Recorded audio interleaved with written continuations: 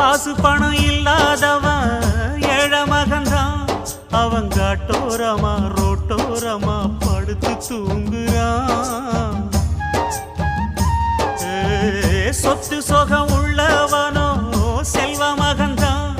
அவன் பஞ்சு மெத்த போட்டிருந்தும் முழிச்சு ஏங்குறான். எது மற்ற பேர்களுக்கு ஏது கவலை? 4 காசு வச்சிருந்தா 100 கவலை. இங்கு ஆசை வச்ச நெஞ்சுக்கெல்லாம் அமைதி இல்லையே. என்ன வேலை அது என்ன